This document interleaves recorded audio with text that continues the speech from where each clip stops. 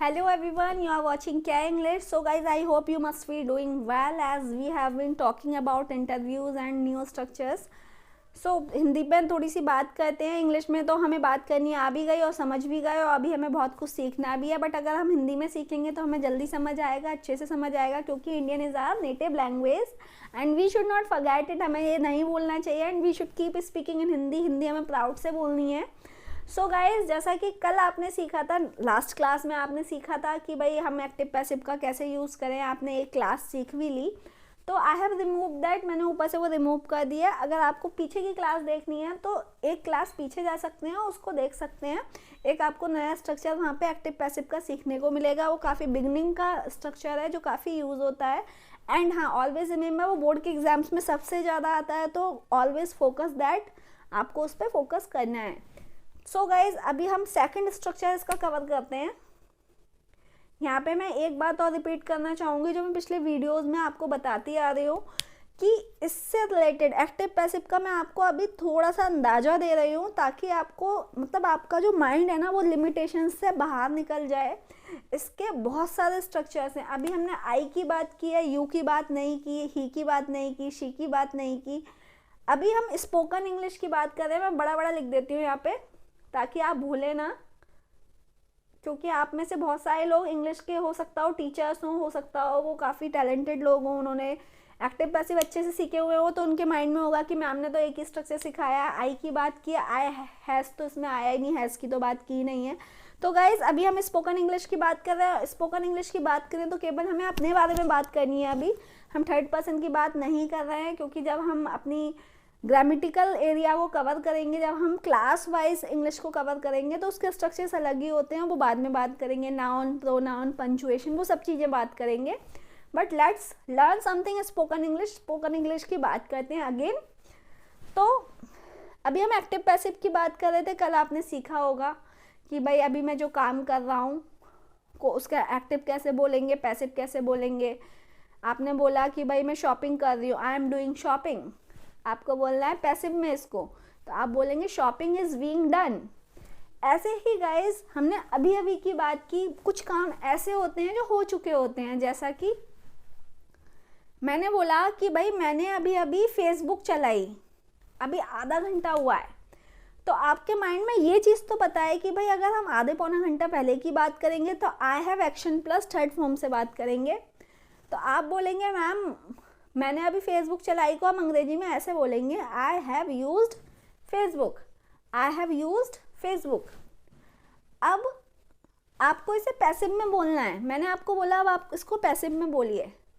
तो हम उसको कैसे बोलेंगे, वहाँ हम फंस जाते हैं, क्योंकि हर चीज़ के, हर स्ट्रक्चर के अलग रूल्स हैं और वो इतना मिक्सअप हो जाते हैं कि हम कंफ्यूज हो जाते हैं कौन सी चीज़ को कहाँ लगाएं. तो एक एग्जाम्पल के साथ शुरुआत करते हैं.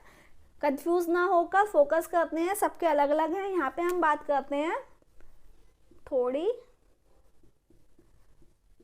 देर पहले की.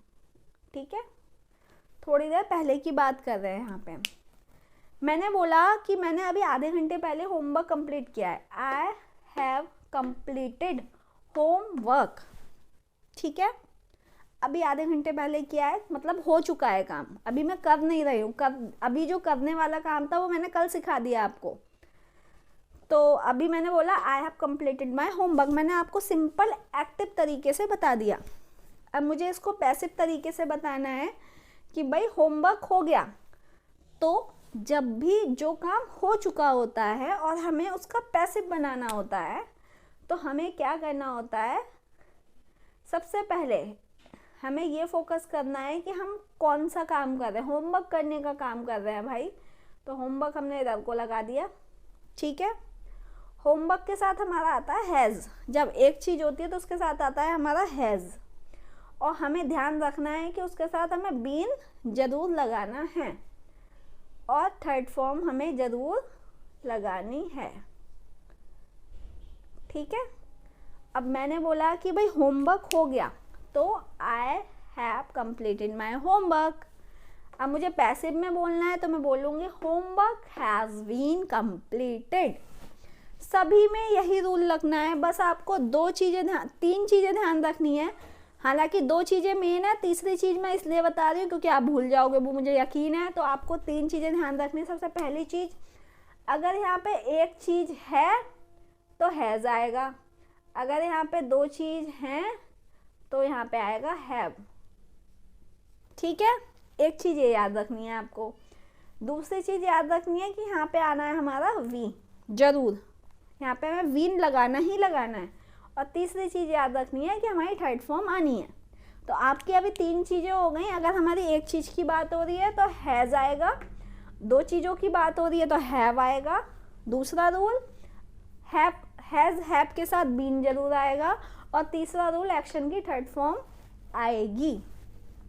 ठीक है, अब मैं आपको तरीका एक और बताती हूँ। यहाँ पे इसको यहाँ से रिमूव कर देते हैं और यहाँ पे मैं लिखती हूँ आई एम रीडिंग बुक्स। ध्यान रखिए, बुक्स लिखा है, एक बुक की बात नहीं की, ये मेरा हो गया एक्टिव। ठीक है, अभी मैंने बोला कि भाई मैं किताबें पढ़ रही हूँ, I am reading the books.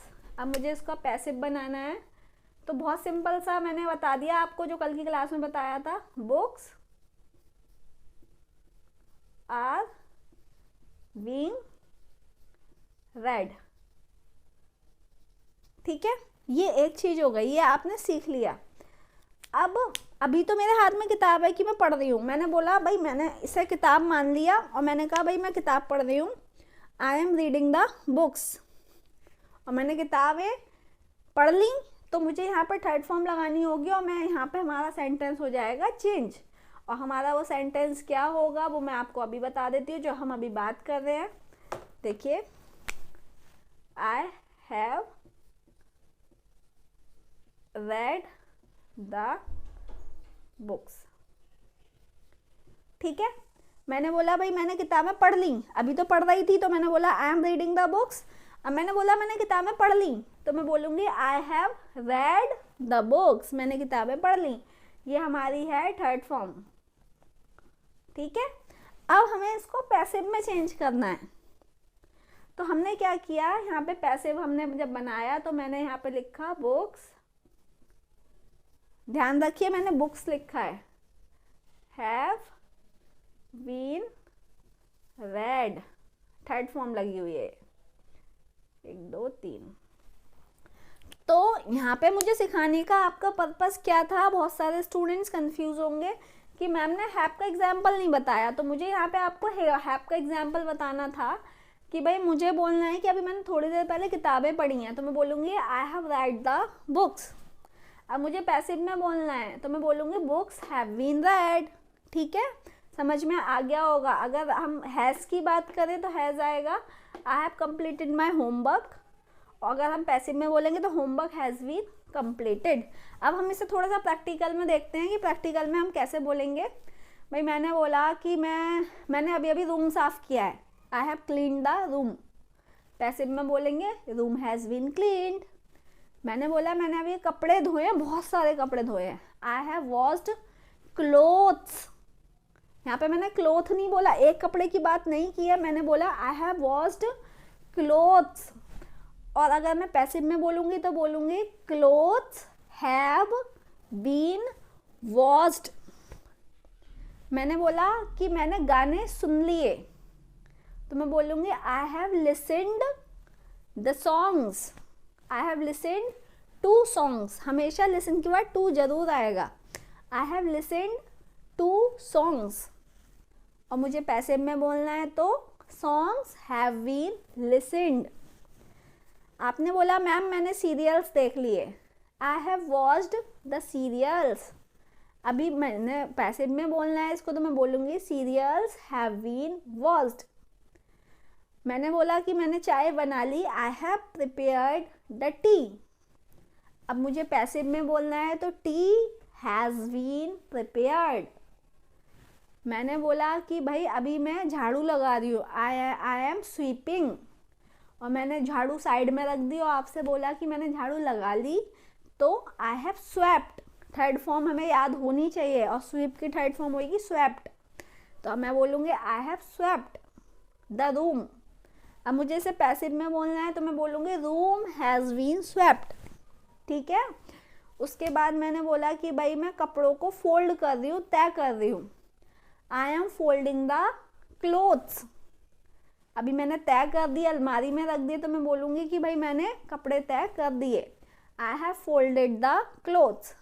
अब इसी को पैसिव में बोलेंगे the clothes have been folded. तो गाइज आई होप कि आपको ये स्ट्रक्चर समझने की कोशिश कर रहे होंगे और आ रहा भी होगा। अगर अभी भी आपको कोई कन्फ्यूज़न है तो आप मुझे बता सकते हैं। अभी हमने ये सीखा कि हम पैसिव में कैसे बोलेंगे, एक्टिव, पैसिव, डायरेक्ट, इनडायरेक्ट, ये काफ़ी हमें कंफ्यूजिंग करने वाले होते हैं, कंफ्यूज हो जाते हैं। 9th 10th क्लास के स्टूडेंट्स तो काफ़ी कंफ्यूज रहते हैं। तो अगर आप 9th और 10th और 11th 12th किसी भी क्लास के स्टूडेंट हैं एंड आपको एक्टिव पैसिव में थोड़ी भी प्रॉब्लम आ रही है तो आप मुझे बताइए कि I will solve it out. मैं 1-2 घंटे की कंटिन्यूस वीडियो बनाऊंगी। अभी काफ़ी टाइम ज़्यादा हो जाता है एंड वीडियो भी बहुत लंबी हो जाती है, तो उसमें हम ज़्यादा कुछ सीख नहीं पाते।